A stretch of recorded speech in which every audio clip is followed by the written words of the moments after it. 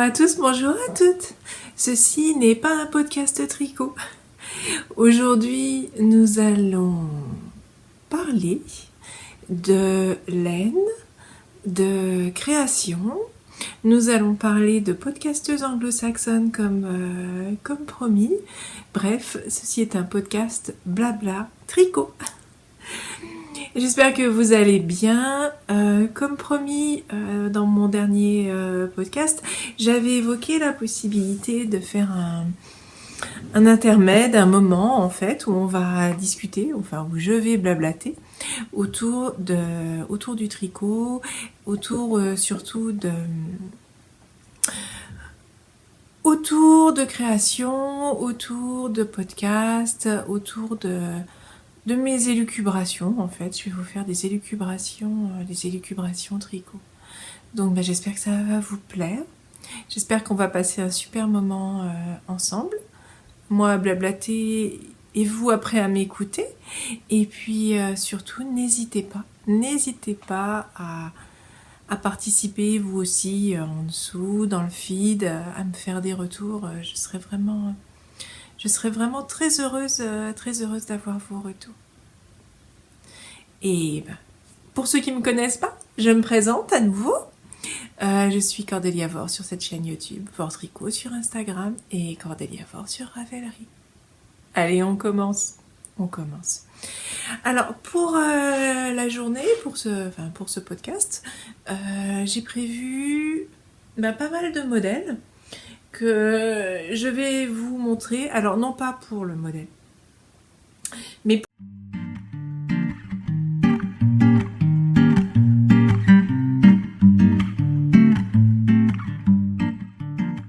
pour vous parler de la laine dans un premier temps. On va blablater laine. Je vais vous donner mes ressentis, mes avis, toutes ces choses-là. Je vais vous faire des retours. J'espère que ça va vous intéresser. On va se situer surtout dans des catégories de laine qui sont accessibles, abordables, assez économiques. D'une manière générale, vous allez voir l'ADN de ma façon d'envisager le tricot est vraiment autour de ça, du loisir qui doit être accessible. Comme vous voyez, je me suis fait mon café parce que je prévois que ça va durer un moment et vous aussi, je vous encourage à vous faire un petit café. Alors, première partie, parlons laine.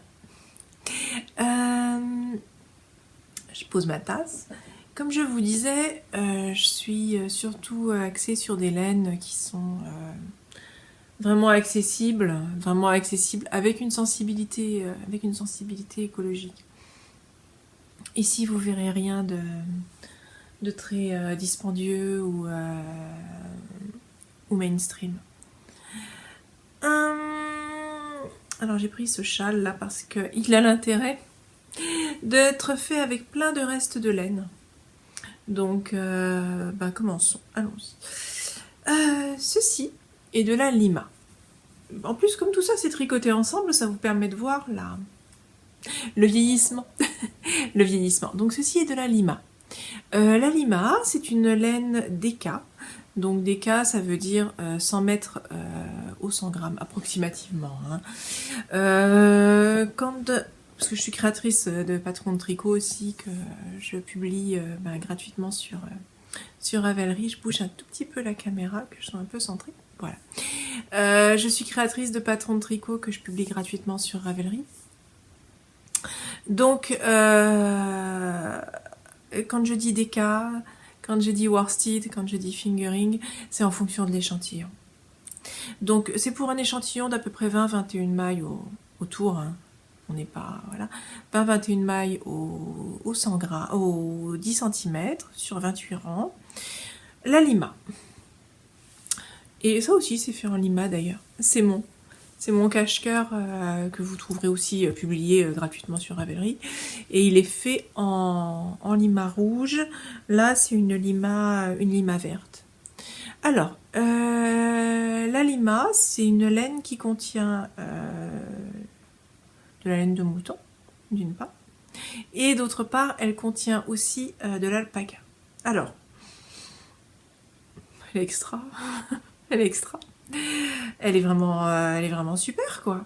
Elle n'est pas dispendieuse, d'une part, mais surtout, elle est très très douce. Elle a un fini un peu velouté, très bien conditionné. Elle est vraiment super.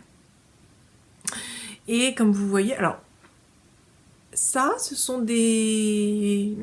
C'est un modèle, j'en ai par ailleurs, oui j'en ai ailleurs, mais on verra après. Ce sont des... c'est de la laine que j'ai depuis longtemps et que j'ai tricoté depuis longtemps.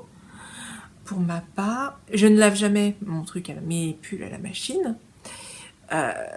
Pour ma part, elle est impeccable, elle bouloche pas. Elle bouloche pas.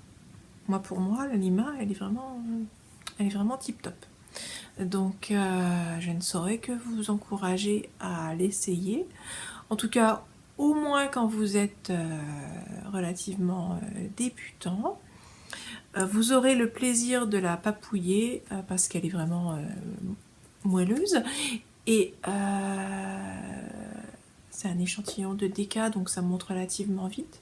Même si je suis vraiment une tricoteuse à grosse laine, moi, plutôt en général. Je tricote quand même des échantillons assez importants. Je suis très peu fingering. Je vous encourage vraiment à la tester, à l'essayer et probablement à l'adopter. Voilà. Donc ça, c'est pour la Lima. Après la Lima, on va rester chez Drops, mais on va pas y rester très longtemps parce que j'en ai, mais c'est pas ce que j'ai en majorité. Ceci, c'est de l'Alaska. Alors, c'est un pull que j'ai fait à mon fils. Ils sont bons, la Woolite. C'est un pull que j'ai fait à mon fils en Alaska et donc qui est traité par mon fils de bientôt 18 ans comme un jeune homme traite ses vêtements. Donc maltraité. Hein. Il retire le pull, il le met sur les épaules, il le met à la taille, il s'assied dessus, il le réenfile, il le retire. Le soir, il se couche, il le retire et puis il va. Enfin voilà, il est maltraité quoi. C'est un pull qui est voilà. Bon ben, ça bouloche. Faut être honnête. Il y a un bon boulocher. Alors après, je l'ai pas rasé. Pour avoir vu déjà d'autres pulls en Alaska, d'autres éléments en Alaska, ça bouloche. Vous le rasez plusieurs fois et ça bouloche plus. Alors le boulochage, c'est l'excès de matière, c'est un défaut de filage en général. Donc bon, il mérite d'être plusieurs fois rasé et ce sera bon. Donc l'Alaska, c'est la laine, vraie laine, avec un échantillon de 17 mailles, donc worsted, plus épais que la Lima que je vous ai montré tout à l'heure, non superwash, la Lima non plus n'était pas superwash, de chez Drops. Donc elle est hyper économique, elle est très agréable à tricoter, parce que c'est vraiment de la laine qui a été... elle n'est pas sèche, elle a été conditionnée, voilà, bien... Elle est vraiment prête à l'emploi, à un emploi agréable. Moi, je vous encourage à l'essayer en sachant qu'il faudra raser et que ça va être pour quelque chose de plutôt sport, plutôt casual, plutôt un peu rustique, voilà. Faites des points avec ça et on en reparlera un petit peu, des torsades aussi, ça va avoir un rendu très agréable, mais sachez que ça va boulocher, qu'il faudra la raser, et probablement à plusieurs reprises, et après elle ne boulochera plus. Enfin moi c'est ce qui est arrivé de mon expérience. Donc comme je vous fais un retour d'expérience sur mon avis, voilà. J'en ai un peu, moi j'en suis contente. Relativement analogue, vous avez la Charisma, mais là j'en ai pas pris sur moi. Non, j'en ai pas sur moi. La Charisma, c'est la variante DK chez Drops, de la Alaska, mais super wash. Alors, ce qui est très bien, c'est que vous la passez à la machine, c'est de la vraie laine, elle va boulocher peut-être un peu moins que l'Alaska. Il y a une quantité de couleurs monumentales. Moi, je la trouve super aussi, pour les enfants. Ce qui me limite un peu dans la Charisma, c'est qu'elle est super wash. Et donc, c'est un process qui est vachement polluant. Voilà. Donc ça me gêne un peu. Et elle a un autre inconvénient, qui n'est pas dramatique, c'est qu'elle a tendance à se distendre au lavage. Quand vous sortez le pull de la machine, vous allez voir, il a vraiment pris ses aises. Donc, si vous avez un sèche-linge, ce que vous pouvez faire, c'est le passer au sèche-linge. Et là, normalement, il retrouve les dimensions souhaitées. Sinon, ce que je fais, c'est que je le colle à plat, tout simplement pour refaire un blocage quelque part, en tout cas à plat, et je tire pas dessus. Voilà, je lui remets les dimensions en le remettant à plat, éventuellement pas tassé, mais dans un espace un peu contraint. Et à ce moment-là, il reprend sa taille. Voilà. Donc la Charisma, elle est très bien pour les enfants, parce que ça passe à la machine. Hein. Elle est très bien aussi, j'ai envie de dire, pour les pièces que vous mettez régulièrement et que vous avez besoin du coup de laver assez régulièrement et et si vous avez tout simplement pas le temps de vous enquiquiner à laver à la main, quoi, ça c'est extrêmement compréhensible. Pour des gens qui vont pas être hyper soigneux non plus, c'est bien, c'est vraiment chouette. Donc laver à la main, mais programme laine, quoi. Le pas assez pas à 60, voilà, avec au milieu de plein de trucs, voilà. Laver à la main, en douceur, un programme laine, et puis vous le remettez à plat derrière. Après, pour les enfants, on peut être moins exigeant aussi sur la durabilité du modèle, néanmoins. C'est quand même vraiment un plus que ça passe comme ça à la machine. Ça, c'est certain. Donc voilà pour la Charisma. On va passer sur une autre catégorie de laine. Alors comme je vous disais, j'ai une véritable sensibilité écologique.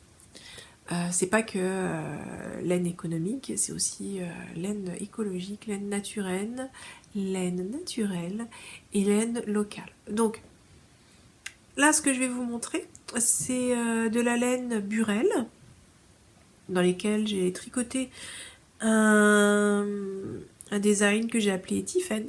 Coucou Tiffen. Que j'ai appelé Tiffen parce que c'était vraiment une de mes testeuses tricot qui en rêvait de ce genre de modèle. Et donc, je me suis dit, designons-le et mettons-le en ligne. Elle ne doit pas être la seule à en avoir envie. Donc, c'est un modèle en laine Burel de chez Laine Paysanne. C'est ça, laine paysanne. Alors, après la laine Burel, je voudrais vous montrer. C'est la couleur naturelle du mouton. Elle est marron foncé, elle est un tout petit peu chinée avec du blanc, ça doit dépendre des moutons qui passaient par là, j'ai envie de dire. Ou éventuellement des petits restes de laine qu'il pouvait y avoir dans la machine.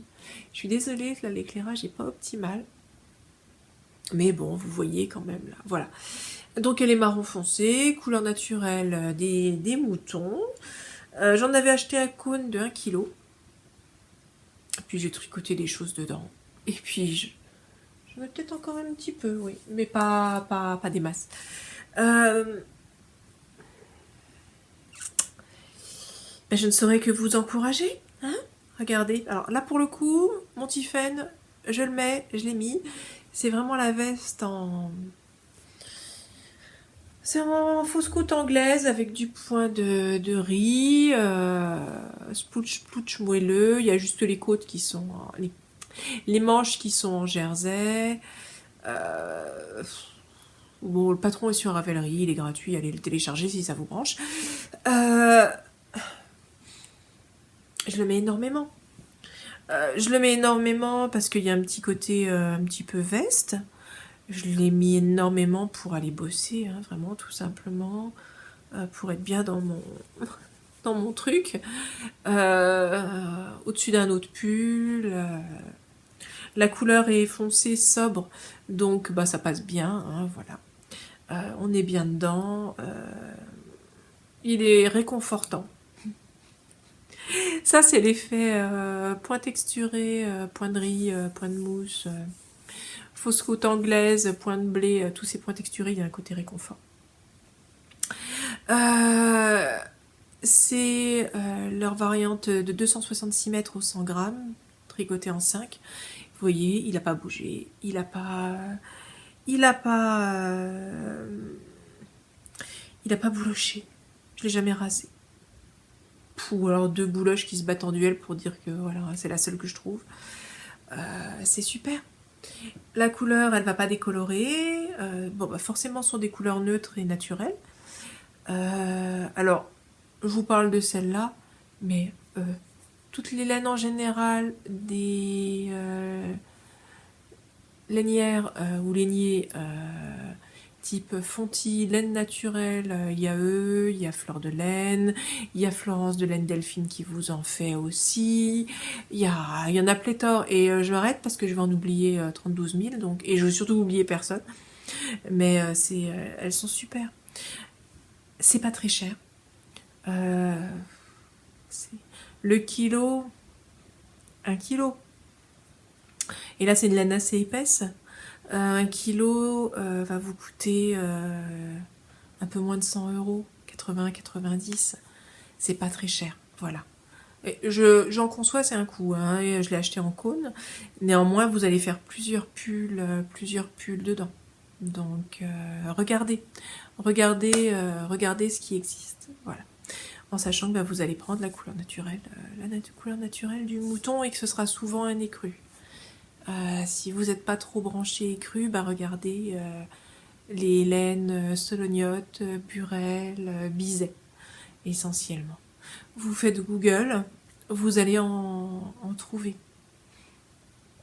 Et puis le tricot écru, c'est vachement chouette aussi, hein. Alors je dis ça, moi je suis pas fan, mais c'est vachement chouette aussi pour les points texturés, pour tous vos irlandais, pour toutes ces choses-là, c'est très chouette aussi. Et c'est naturel, c'est vraiment la laine, la vraie laine du mouton qui est super. Donc gros plus. Gros plus.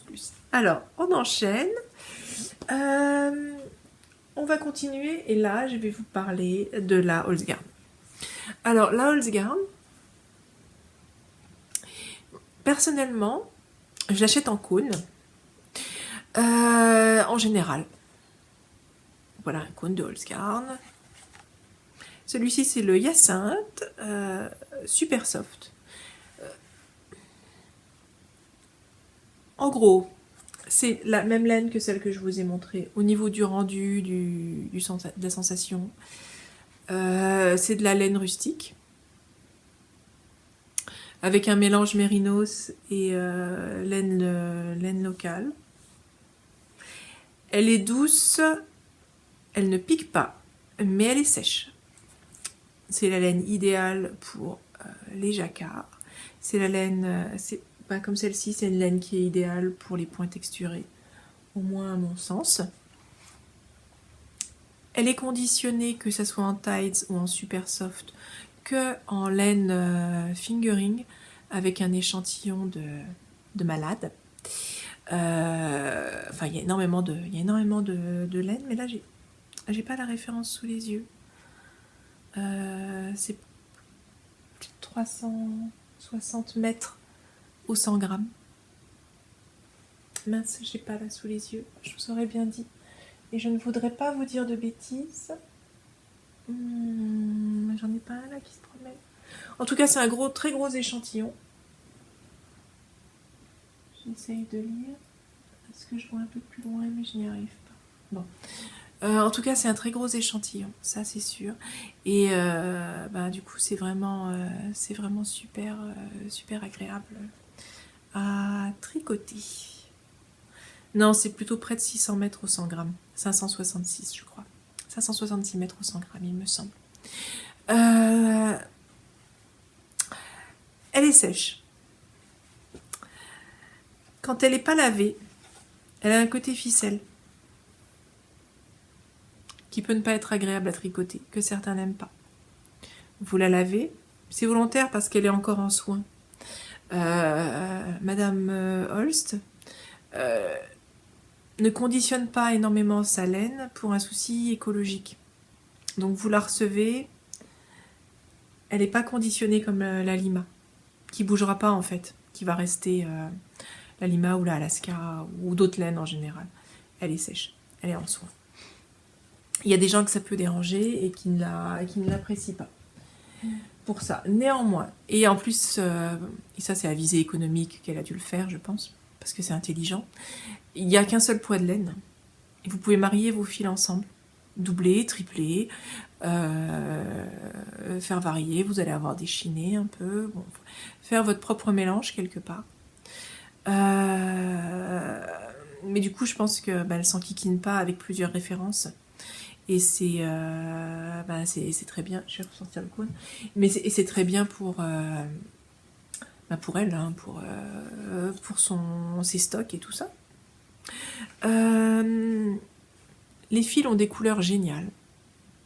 Alors ça, c'est un gros plus. C'est-à-dire que la laine elle doit teindre. Alors je dis elle doit parce que j'en ai pas la certitude. C'est mon interprétation. Elle doit teindre de la fibre, ou faire teindre de la fibre. Et après faire des mélanges de ces teintes et les faire filer ensemble. Donc vous allez avoir des franchement unis et des trucs avec des petits mélanges. C'est fait avec beaucoup de goût. Que ce soit celui-là ou celui-là, regardez. Les nuances. Il fait le point, c'est bon. Regardez un peu les nuances.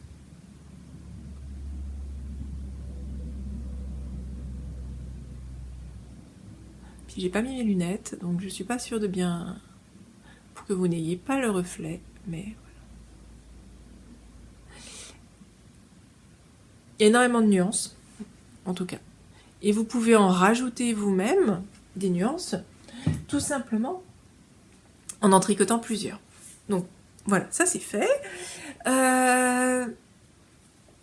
Du coup, je vous montre. Je vous montre de la Holzgarn tricotée en multiple. En double. Alors là, c'est volontaire. Il y a à la fois du ton sur ton et à la fois du pas ton sur ton. Donc là, il y a un écru, quelque chose de relativement écru, et un rose Garden. Vous voyez, ça fait un chiné. Du noir ou autre avec du rose, toujours chiné. Le jaune, toujours chiné, de près, de loin. Et là, ce sont deux couleurs qui sont relativement proches, le rose Garden et le safran. C'est légèrement chiné, mais vous voyez, ça donne une certaine profondeur et un velouté. En sachant qu'en plus, là, sont pas des laines déjà, sont des laines relativement unies chacune. Hein. Je voulais un truc avec du peps. Donc vous voyez, vous avez un échantillon DK. Donc, vous utilisez de la Holzgarn, des cônes de Holzgarn, et vous avez un échantillon DK à coup sûr. Après, forcément, faut tricoter en double. Est-ce un problème? Voilà. Ça, c'est vrai que c'est peut-être plus à vous de voir. Donc, Holzgarn en double, Holzgarn avec autre chose. C'est intéressant à voir aussi. Holzgarn avec le fil action dont on a parlé la dernière fois. Le chiné, voilà. Hop, je fais ma pile. Holzgarn, là c'est de la Tides avec Lima. Pour un échantillon assez gros, et ça je vous montre le marqueterie. Avec, regardez, la Tides Choco, je crois. Ou Pécan, mais je crois que c'est Choco. Avec la Lima. Et là vous avez un Aran, un 16 mailles, 15-16 mailles. Énormément porté, jamais rasé, un petit peu de bouloché sous les bras. Beaucoup porté. Hein. Beaucoup porté. Alors, la sensation sèche, un peu rustique. Vous avez là aussi, hein, c'est la même. Enfin, là aussi. Là aussi. Avec un fil de chez Holzgarn. Avec un fil de chez... avec une lima qui est très douce. Bah ça y est. Vous gardez la douceur de la lima. Vous avez un échantillon plus cossu. Et vous nuancez le tricot. Et j'avais pas de haran, mais j'en ai fabriqué une en mettant les deux ensemble. Voilà. Et vous gardez bien le côté très doux de la lima. Là, il reste. C'est intéressant, c'est sympa. J'ai pas essayé la Flora qui a la même composition que la lima, c'est-à-dire alpaca et... parce que j'en ai pas. J'ai pas essayé ça. Mais vous allez avoir une déca et voir une déca dodue. C'est sympa aussi. Mais j'ai pas essayé. J'ai pas essayé. Par contre, je suis relativement confiante dans mon jugement, c'est-à-dire que ça doit être vraiment sympa quand même. Ça doit vraiment être bien, à mon avis. À mon avis, c'est très chouette. Donc, hop. Et là, on enchaîne avec encore autre chose. Donc là, c'est Edelweiss. Alors, ça, c'est un échantillon de... Alors, c'est une laine de chez Bergère de France que j'avais acheté il y a hyper longtemps. Je crois qu'elle s'appelait Duvet ou Norvège. Et c'était la couleur Duvet. Avec une composition pas folle. C'est-à-dire que il y a un peu de mohair, de la laine et pas mal d'acrylique. Mais elle est douce. Elle était franchement douce. J'en avais pas mal. Et je l'ai mixé donc avec un fil de Holzgarn Straw qui est relativement ton sur ton.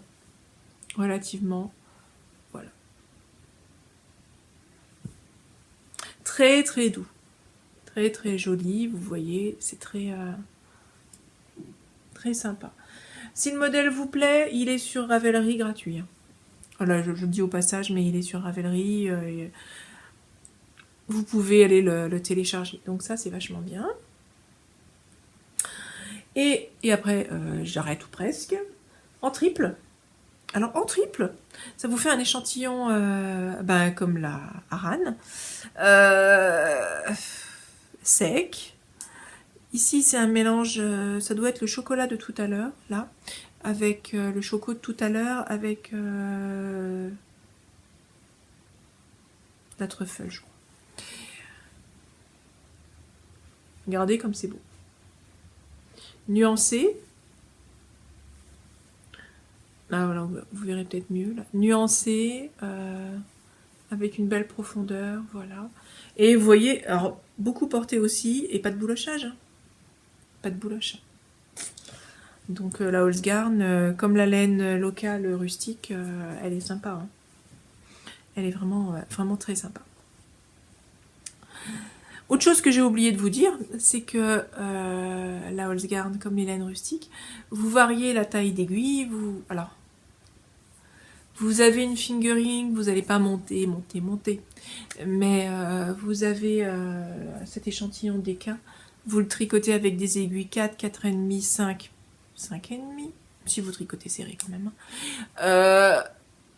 Vous allez varier l'échantillon entre 22 et 17 mailles. Et ça va le faire. La laine, une fois lavée, elle va prendre l'espace qu'on lui laisse. Et vous allez vous adapter au niveau de l'échantillon sans que ça fasse déjauger. Et ça, c'est quand même vraiment sympa. C'est quand même vraiment sympa. Donc pour moi, c'est vraiment que du plus. La sensibilité écologique, d'une part, et puis cette richesse, cette versatilité. Par contre, ça passe pas à la machine. Voilà. Le dernier, c'est le cal de cet été, là, que je vous remontre. J'ai un tout petit peu réavancé. Voilà. 2 fils de Super Soft et un fil de ceci qui est de la Kit Silk Mohair. de chez Drops. Voilà. Et vous voyez l'aspect ultra luxueux. Bon, là, j'en ai parlé dans le dernier podcast, donc c'est peut-être pas la peine de s'arrêter beaucoup dessus, mais comme vous voyez, c'est vraiment cool et sympa, quoi. Donc, j'en suis enchantée. J'en suis enchantée et je vous encourage à essayer. Voilà. J'ai fait ma petite publicité pour les laines locales et autres.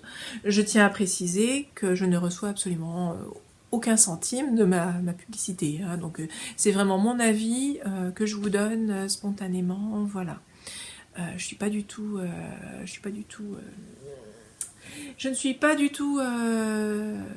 sponsorisée par qui que ce soit. Voilà.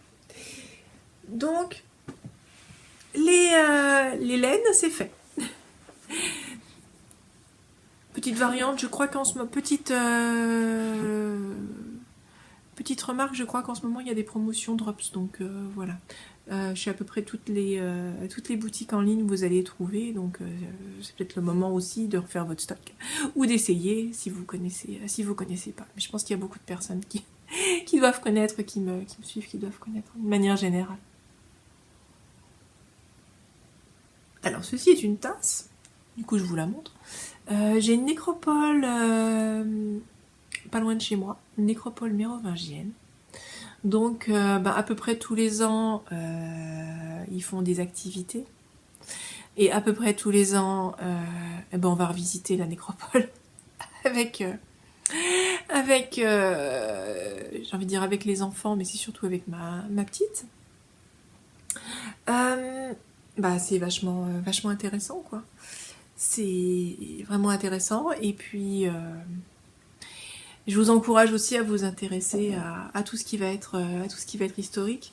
Comme c'est un podcast blabla, mais je vais pas m'attarder plus dessus parce qu'on va quand même rester autour du tricot. Mais c'est intéressant. C'est intéressant de voir comment vivaient nos ancêtres, ou pas nos ancêtres, mais les personnes qui vivaient ici avant nous, il y a longtemps. Et ça va bien dans l'ADN aussi des arts du fil, du art and craft en général, du do it yourself. Je trouve que ça nous permet de nous reconnecter un petit peu aux choses. Donc voilà, quand il y a les journées, c'est en septembre en général, les journées d'INRAP, ces choses-là. Souvent, on n'est pas les premiers à être sur l'ancienne Gaule. Donc souvent, et encore avant, souvent pas très loin de chez soi, il y a des trésors enfouis à visiter. Et c'est le moment de s'y intéresser en fonction de votre localisation. Voilà. Donc, on a bien parlé d'Hélène, et maintenant on va parler aussi de podcasteuse.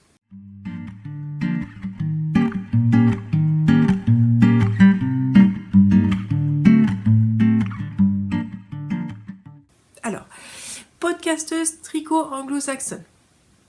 J'en avais parlé un petit peu récemment. J'ai eu envie de m'intéresser un petit peu à ce qui était fait outre-Atlantique et outre-Manche, mais là en fait je pense que... Non. Je vais vous parler de 3 podcasteuses que j'ai... Alors il y en a d'autres, hein. Fallait choisir, et puis celles-là, les 3 là, j'aime bien les regarder vraiment. J'aime bien ce qu'elles font. Donc je vais l'évoquer, et puis ça pourra peut-être être l'occasion de parler d'autres éventuellement. Donc j'ai voulu regarder des podcasts tricot pour voir un petit peu ce qui se faisait ailleurs dans le monde anglo-saxon. 1, pour travailler 2, mon anglais, parce que j'essaye de les... Enfin, je les écoute sans mettre les sous-titres en français pour mon oreille. Il y a moyen de mettre les sous-titres en français, d'autre part, et il y a aussi moyen souvent d'avoir doublé carrément. En tout cas, j'ai repéré que certaines, il y avait la doublure dans la langue où on écoute. Donc c'est une doublure très synthétique, mais à la limite, ça peut être la possibilité d'écouter ce qu'elles ont à raconter. Alors, on va parler de 3. La première dont je vais parler, et il n'y a pas d'ordre de préférence.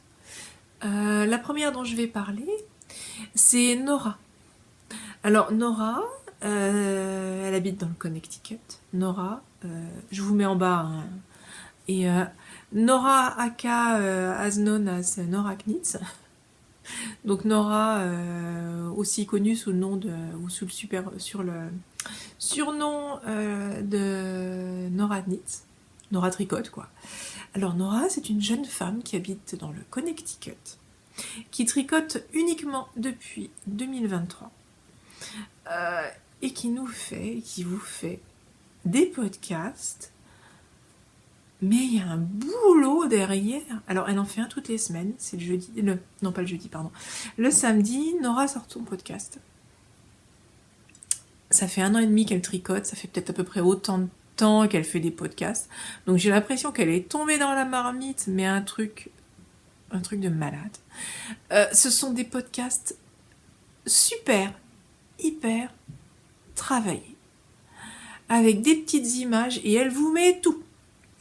Elle vous met le prix du modèle, la laine utilisée, combien elle en a mis, combien de temps c'est resté sur ses aiguilles, ce qu'elle a ressenti, pour qui c'est qu'elle a tricoté.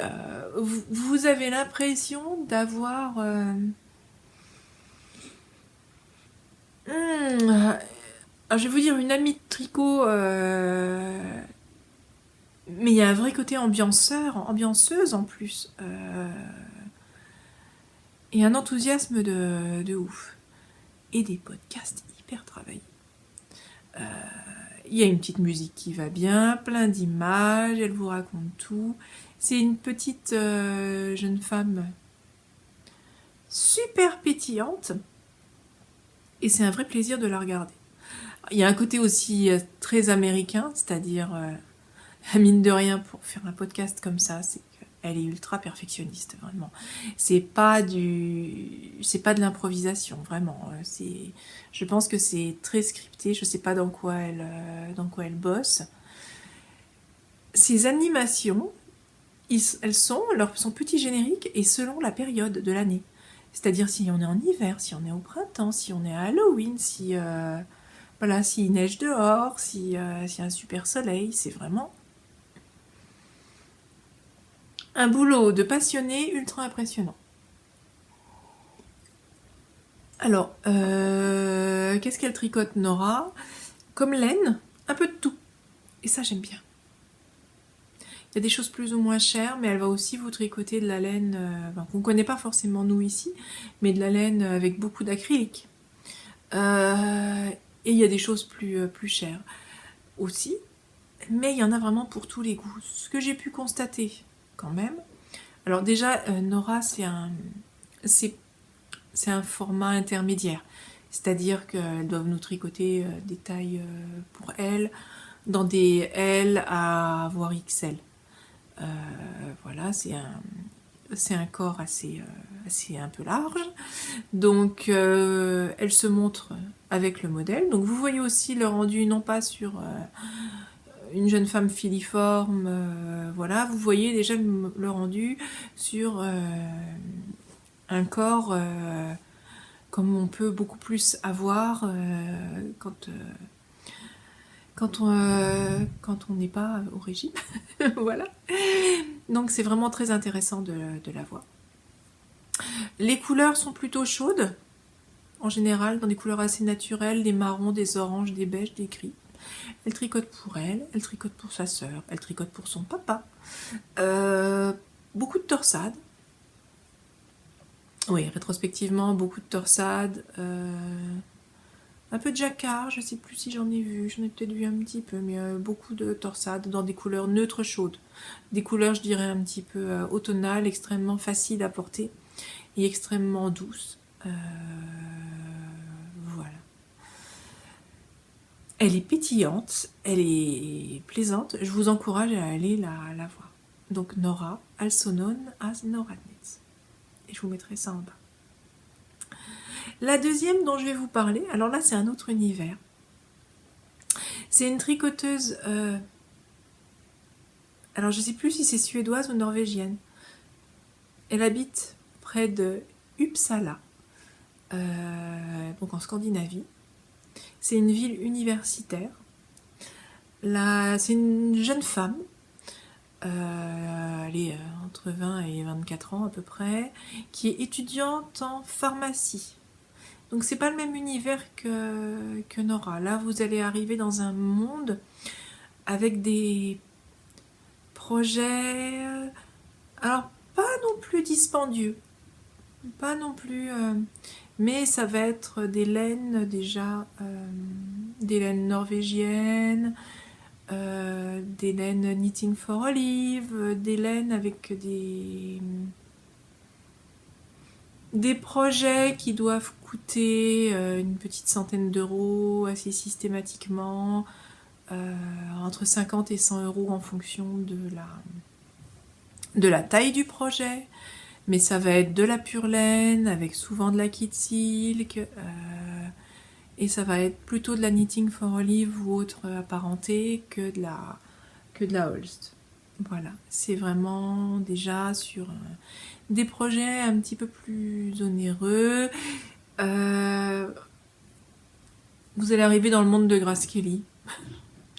Mais elle est simple, hein, c'est la jeune fille de bonne famille, relativement aisée, avec tout un univers extrêmement doux, scandinave, beaucoup de couleurs beige, écrues, des bleus, et un monde un petit peu... vous avez la déco autour, vous voyez bien l'inspiration gustavienne avec du mobilier blanc très clair et lumineux. Beaucoup de projets de petites nittes aussi et de choses comme ça. Assez simple, avec des jacquards très doux, un peu de torsade, voilà. Mais très plaisant. Un univers vraiment élégant en fait. Élégant, doux, simple, et simple aussi. Un moment apaisant. Voilà. La demoiselle, la jeune fille, là on va être sur des beaucoup plus petites tailles, des tailles S je pense. Elle tricote un petit peu oversize, à la mode du moment j'ai envie de dire, voilà. Mais c'est très doux, très fluide, très plaisant et reposant. Donc je vous encourage à aller voir Wilma. Je vous mettrai ça en dessous. Et maintenant, je vais vous parler d'une troisième podcasteuse que j'ai découverte. J'ai regardé plusieurs de ses podcasts. Elle n'en a pas fait à cette date, à moins qu'elle en ait ressorti un super récemment et j'ai pas vu. Mais elle n'en avait pas fait depuis le début 2025 en tout cas. Au moment où j'enregistre, ou en tout cas pas à ma connaissance. Après, j'ai pas regardé depuis quelques jours, mais il n'y avait rien. Alors elle, c'est Mélanie. C'est une américaine qui doit habiter sur la côte ouest, qui va tricoter pour elle, pour sa famille, des modèles. C'est un peu le même ADN que un peu intermédiaire aux deux autres. Elle va tricoter des choses, des laines plus ou moins chères, mais ce que j'aime bien, c'est le côté ultra rationnel avec un regard un peu critique sur ce qu'elle tricote. Et ça, c'est agréable. Il y a déjà une certaine variété puisque c'est pour elle, sa fille ou son mari, surtout. Pas mal, beaucoup pour elle, forcément. Des modèles assez mainstream. Voilà, donc beaucoup de drop shoulder un petit peu oversize. Mais elle a fait plusieurs vidéos que j'ai trouvées intéressantes sur les patrons en général et de quoi j'ai besoin et est-ce que ça vaut vraiment le coup de faire tel ou tel modèle. Il y a un regard critique et pertinent sur ce que c'est que le design et la laine. Est-ce que pour faire ça, j'ai vraiment besoin d'acheter un patron ? Est-ce que pour faire ça, j'ai vraiment besoin d'aller acheter une laine qui coûte un bras ? Et c'est éclairé. Et c'est vrai que c'est intéressant. Comme Nora, mais je crois pas que Wilma le fasse, il y a vraiment le projet, ce que j'en ai pensé, combien ça m'a coûté, qu'est-ce qu'il m'a fallu, et la cerise sur le gâteau, est-ce que franchement j'aurais pas pu faire ça autrement ? Est-ce que franchement je suis pas un mouton de tricoter, voilà. Alors c'est peut-être pas dit aussi clairement, mais là c'est vraiment l'impression générale que j'en ai eue. Et j'ai trouvé que c'était sympa de sa part de nous évoquer cette expérience de tricotage sous ce prisme. Donc elle aussi, je vous mettrai la référence en dessous et je vous encourage à aller l'écouter. Les vidéos sont bien structurées, bien cadrées. Voilà. Elle s'est pas mise devant la caméra non plus et elle a parlé pendant. Voilà. On voit que c'est préparé et c'est réfléchi. Et il y a un côté, je tricote quelque chose de chouette sur un budget. Et est-ce que c'est vraiment rationnel? Donc voilà pour ces podcasteuses.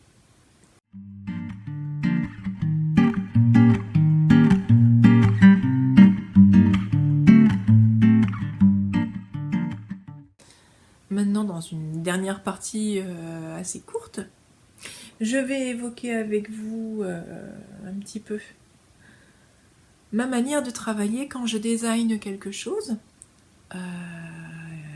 et que vous le publie ou que je le fais tester. Donc, une évocation assez courte de cette activité. Généralement, l'inspiration, je la trouve dans ce qui m'entoure. Voilà. Ça va être des couleurs qui m'ont plu, un univers qui m'a plu, quelque chose que j'ai envie de mettre en valeur, quelque chose que j'ai vu, quelque chose que j'ai ressenti et que j'ai envie de mettre en valeur. Et cet univers de sensations et voire d'émotions, j'essaye de le... Enfin, je dis j'essaye, mais en fait je le fais.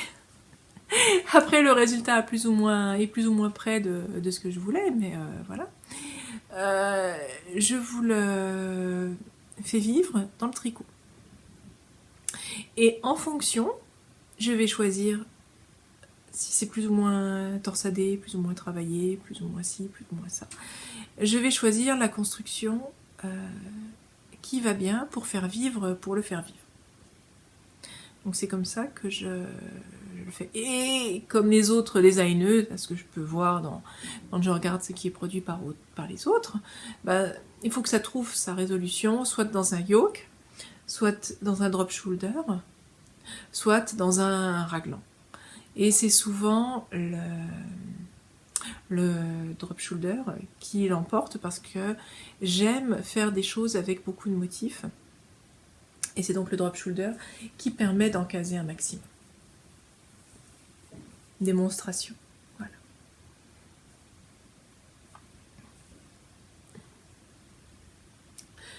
Tout ça pour vous dire, je ne l'ai pas fait encore, peut-être que je le ferai. Ça vaut le coup de se prendre, quand on crée pour soi, parce que moi j'industrialise, je crée et en même temps je gratte dans toutes les tailles et je fais tester. Et ça c'est plus l'informaticienne que la tricoteuse qui parle, parce que si je tricotais que pour moi ou pour mes enfants, sans avoir cette envie de me déployer de cette façon, et de partager, parce que c'est... et de coder,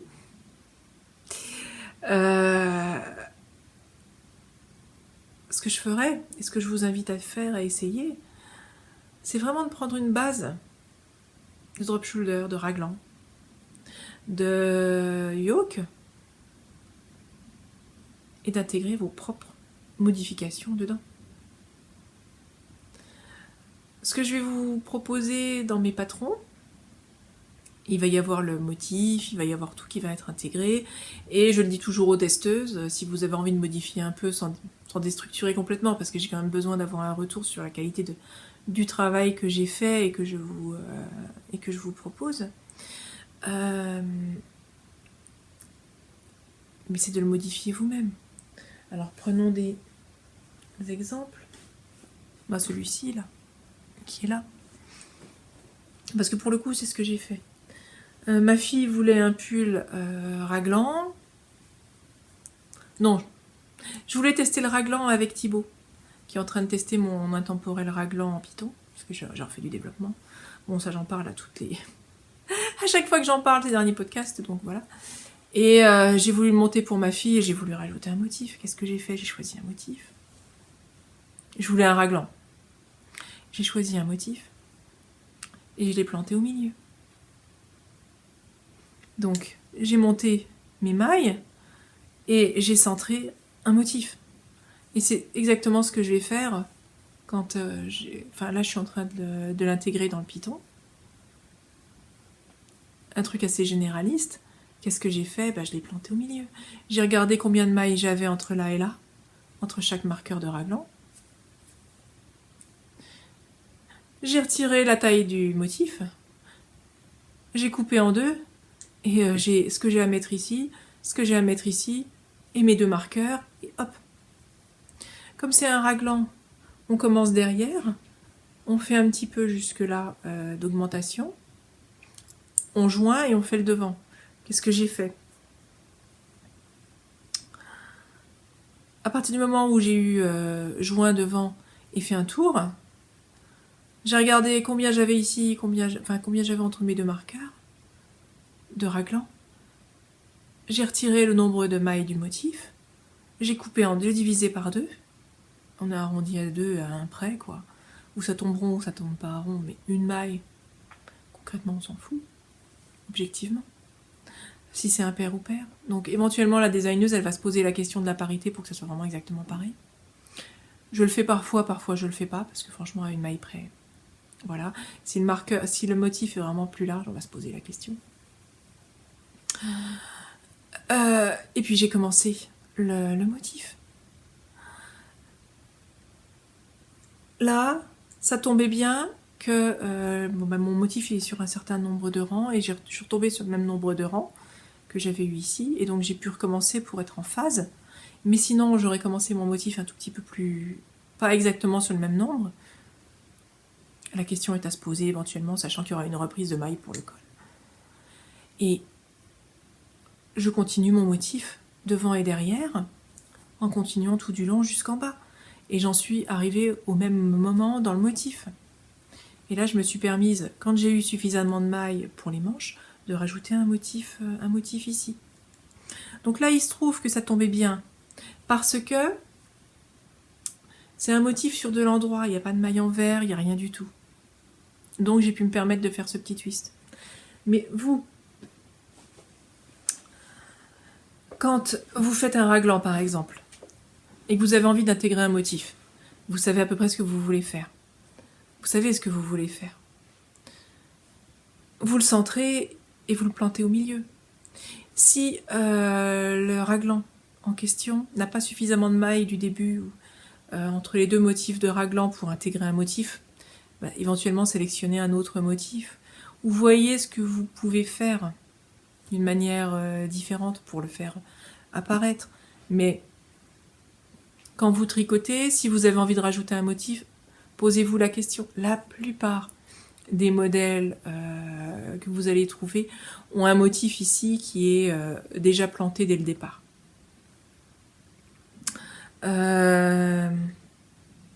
Ça, c'est quelque chose que je n'ai pas fait justement dans un motif, dans un raglan. Vous voyez, ici, ça augmente.